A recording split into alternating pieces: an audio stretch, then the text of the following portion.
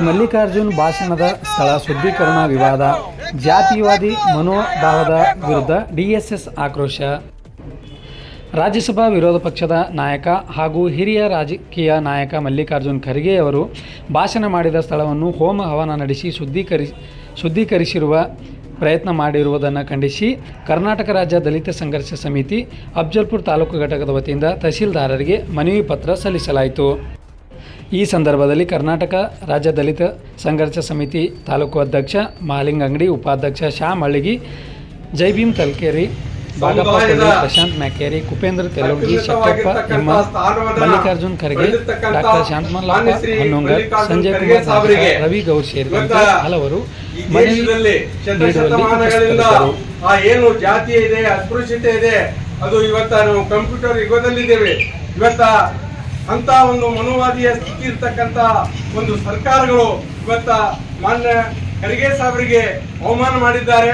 ಅದನ್ನ ಖಂಡಿಸಿ ಇವತ್ತ ಸಮಸ್ತ ಅಫ್ಜಲ್ಪುರ ತಾಲೂಕಿನ ನಾಗರಿಕರಿಂದ ಇವತ್ತ ರಾಜ್ಯಪಾಲರಿಗೆ ನಮ್ಮ ಒಂದು ತಹಸೀಲ್ದಾರ್ ಮುಖಾಂತರ ಅರ್ಜಿಯನ್ನ ಕೊಡ್ತಾ ಇದ್ದೇವೆ. ಆ ಒಂದು ಮನವಿ ಪತ್ರವನ್ನು ತಮ್ಮ ಮುಂದೆ ಸಾದರಪಡಿಸುತ್ತೇನೆ.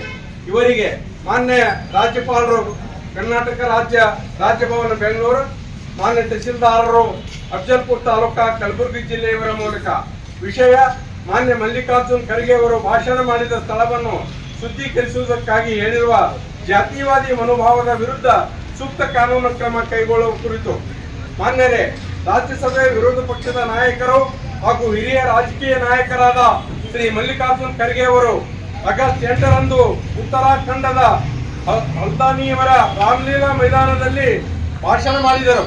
ಆ ಸ್ಥಳವನ್ನು ಜಾತಿವಾದಿ ಸಂಘಟನೆ ಒಂದು ಹೋಮ ಹವನ ನಡೆಸಿ ಶುದ್ಧೀಕರಿಸಲು ಯತ್ನಿಸಿರುವುದು ಮತ್ತು ಅವರ ಜಾತಿ ಹಿನ್ನೆಲೆಯನ್ನು ಆಧರಿಸಿ ಸ್ಥಳವನ್ನು ಅಶುದ್ಧವೆಂದು ಬಿಂಬಿಸಿರುವುದು ಸಂವಿಧಾನದ ಮೂಲ ಆಶಯಗಳಾಗಿರ್ತಕ್ಕಂಥ ಸಮಾನತೆ, ಸ್ವಾತಂತ್ರ್ಯತೆ, ಮಾನವ ಘನತೆ ಮತ್ತು ಜಾತಿ ತಾರತಮ್ಯ ನಿರ್ಮೂಲನೆಗೆ ಸಂಪೂರ್ಣ ವಿರುದ್ಧವಾದ ಕೃತ್ಯವಾಗಿದೆ.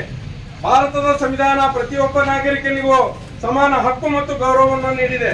ಜಾತಿಯ ಆಧಾರದ ಮೇಲೆ ವ್ಯಕ್ತಿಯನ್ನು ಅಥವಾ ಅವರು ಬಳಸಿದ ಸಾರ್ವಜನಿಕ ಸ್ಥಳವನ್ನು ಅಪವಿತ್ರವೆಂದು ಬಿಂಬಿಸುವುದು ಸಾಮಾಜಿಕ ಸಾಮರಸ್ಯಕ್ಕೆ ಧಕ್ಕೆ ತರುವ ಕೃತ್ಯವಾಗಿದೆ.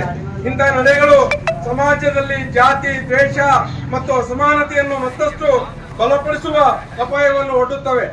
ಕರ್ನಾಟಕ ರಾಜ್ಯ ದಲಿತ ಸಂಘರ್ಷ ಸಮಿತಿ ಇಂತಹ ಜಾತಿವಾದಿ ಮತ್ತು ಅಸಂವಿಧಾನಾತ್ಮಕ ಮನೋಭಾವವನ್ನು ತೀವ್ರವಾಗಿ ಖಂಡಿಸುತ್ತದೆ. ಸಾರ್ವಜನಿಕ ಜೀವನದಲ್ಲಿರುವ ವ್ಯಕ್ತಿಗಳ ವಿರುದ್ಧ ವೈಚಾರಿಕ ಅಥವಾ ರಾಜಕೀಯ ಭಿನ್ನಾಭಿಪ್ರಾಯಗಳ ವ್ಯಕ್ತಪಡಿಸುವ ಹಕ್ಕು ಎಲ್ಲರಿಗೂ ಇದೆ.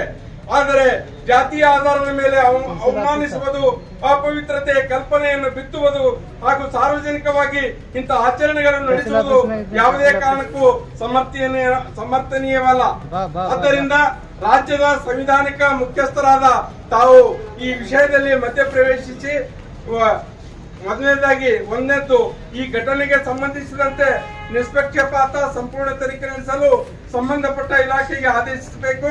ಎರಡನೇದು ಜಾತಿ ಆಧಾರಿತ ಅವಹೇಳನ, ದ್ವೇಷ ಮತ್ತು ಸಾಮಾಜಿಕ ಸಾಮರಸ್ಯಕ್ಕೆ ಧಕ್ಕೆ ತರುವಂತಹ ಕೃತ್ಯ ಎಸಗಿದ ವ್ಯಕ್ತಿಗಳು, ಸಂಸ್ಥೆಗಳ ವಿರುದ್ಧ ಕಠಿಣ ಕಾನೂನು ಕ್ರಮ ಕೈಗೊಳ್ಳಲು